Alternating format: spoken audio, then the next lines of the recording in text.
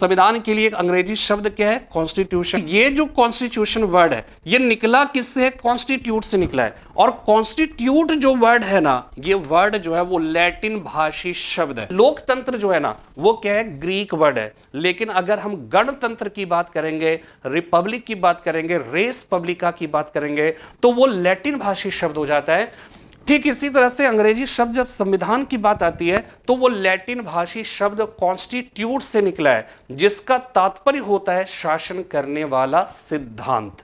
यानी किसी देश का शासन जिन मौलिक नियमों, मौलिक हर समय ध्यान रखिएगा, मौलिक, आधारभूत, बुनियादी, है ना, इस तरह से निकलेगा। सर्वोच्च, सर्वोत्तम, ये सब संविधान के लिए ही प्रयुक्त होता है। किसी देश का शासन जिन मौलिक नियमों व सिद्धांतों के अनुसार चलता है उसके समूह को ही संविधान कहा जाता है।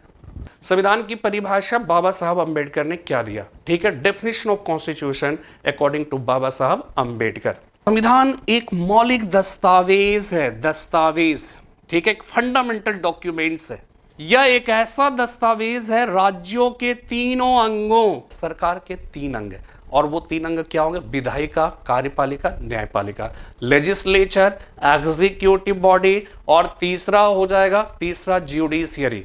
अब आप देखिए, जो ये विधायिका है, लेजिस्लेचर है, ये कार्यपालिका, एग्जीक्यूटिव, और न्यायपालिका, ठीक है, ये तीनों काम कैसे करेगा?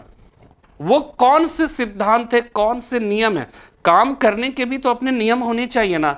और इतना विशाल लोकतंत्र है, उस लोकतांत्रिक व्यवस्था में हर चीज का अपना एक नियम होना चाहिए, और नियम है भी, तो वो नियम क्या है? किसके आधार पर विधायिका कार्य करती है? कार्यपालिका यानी हमारे देश के राष्ट्रपति जो है, जो संवैधानिक प्रधान है, कार्यपालिका के नाम मात्र के प्रधान है, वो किस तरह से कार्य करते हैं। इसी तरह से जब हम वास्तविक प्रधानमंत्री, वास्तविक कार्यपालिका प्रधानमंत्री की बात करते हैं, मंत्रिपरिषद की बात करते हैं, तो आप देखिएगा संविधान के भिन्न भिन्न अनुच्छेदों में इन सब के प्रावधानों का जिक्र किया गया है। न्यायपालिका की स्थिति, ठीक है, तो ये सब कैसे, इसकी जो स्थिति है वो क्या है, इसकी शक्तियां क्या है, इसको स्पष्ट जो करता है वो कौन करता है? संविधान करता है। ठीक है, तो संविधान एक मौलिक दस्तावेज है। यह एक ऐसा दस्तावेज है जो राज्यों के तीनों अंगों अर्थात विधायिका, कार्यपालिका और न्यायपालिका की स्थिति और शक्तियों को स्पष्ट करता है। यह केवल राज्य के अंगों का सृजन ही नहीं करता, ठीक है, ये राज्य के अंगों को केवल सृजन ही नहीं करता, यानी क्रिएट ही नहीं करता है।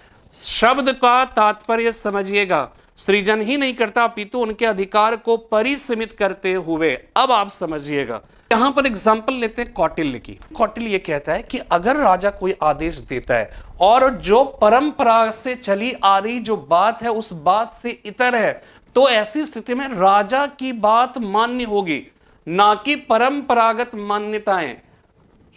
क्यों ऐसा होगा? क्योंकि कौटिल्य ये कहता है कि बदलते वक्त के साथ साथ ये जो परंपरागत जो मान्यताएं होती है वो अप्रासंगिक होने लगती है, और राजा जो आदेश देता है वो तत्कालीन परिस्थितियों के हिसाब से होता है, इसलिए राजा के आदेश मान्य होंगे, ना कि परंपरागत मान्यताएं। ठीक है, लेकिन साथ में वो ये भी स्पष्ट कहता है, अब जब आप इस तरह से करोगे ना तो इसका मतलब क्या है कि इसके ऊपर पहले थोड़ा बहुत जो निरंकुश, जो अंकुश लगाता था वो परंपरागत मान्यताएं थी, शासक उसके हिसाब से शासन करने की कोशिश करता था।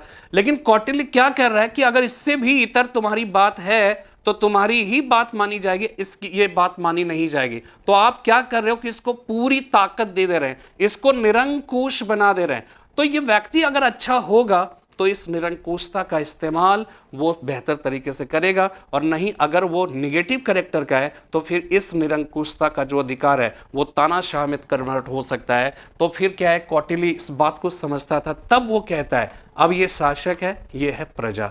तब वो कहता है कि प्रजा के सुख में ही राजा का सुख है, प्रजा के हित में ही राजा का हित है। हितकर वह नहीं जो राजा को अच्छा लगे, बल्कि हितकर वह है जो प्रजा को अच्छा लगे।